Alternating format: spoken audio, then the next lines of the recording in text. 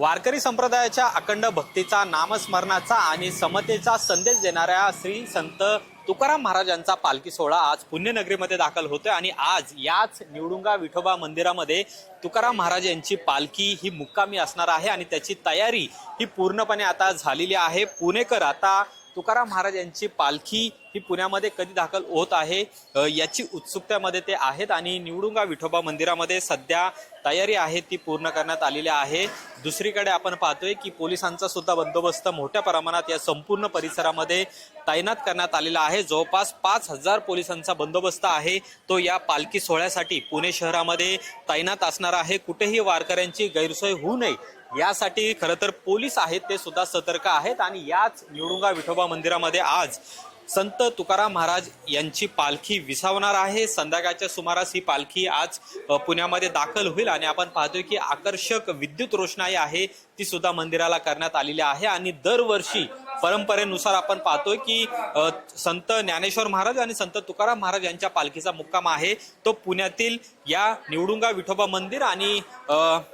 पालखी विठोबा मंदिर आहे या दोन मंदिरांमध्ये होत असतो आणि आज या मंदिरामध्ये आज आपल्याला संत तुकाराम महाराज हे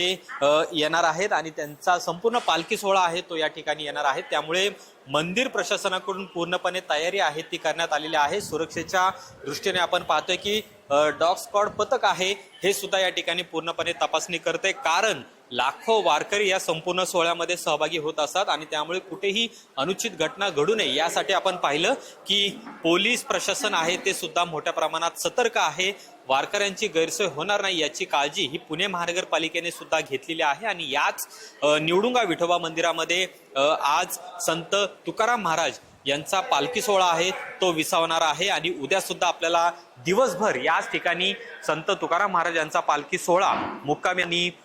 पुणेकरांना सुद्धा दर्शन घेता येणार आहे। तयारी आपण पाहतोय मंदिरामध्ये पूर्णपणे झालेली आहे, विद्युत रोषणाई करण्यात आलेली आहे आणि आकर्षक फुलांची सजावट आहे ती सुद्धा करण्यात येणार आहे आणि ज्ञानोबा तुकारामच्या अखंड गजराने ही पुण्यनगरी आहे ती भक्तिरसामध्ये न्हाऊन निघणार आहे। आषाढी वारीतील मुक्काम हा केवळ धार्मिक परंपरा नसून शेकडो वर्षांची सांस्कृतिक परंपरा आणि वारकरी संप्रदायाच्या एकात्मतेचं प्रतीक मानला जातं आणि त्यामुळेच दरवर्षी पंढरीकडे जात असताना संत तुकाराम महाराज यांची पालखी याच निवडुंगा विठोबा मंदिरामध्ये विसावत असते। 2 दिवस खरं तर हा मुक्काम या ठिकाणी असतो आणि त्यामुळे मंदिर प्रशासनाकडून सुद्धा जय्यत तयारी आहे ती या ठिकाणी करण्यात आलेली आहे आणि आज संध्याकाळी संत तुकाराम महाराज यांचा संपूर्ण पालखी सोहळा वारकरी हे याच मंदिरामध्ये दाखल होणार आहेत आणि उद्या दिवसभर पालखीचा मुक्काम याच निवडुंगा विठोबा मंदिरामध्ये सुद्धा असणार आहे आणि त्यामुळे पुणेकर आतुरतेने वाट पाहत आहेत आणि संपूर्ण वारकरी सुद्धा आता पुण्यनगरीमध्ये दाखल होऊ लागलेले आहेत।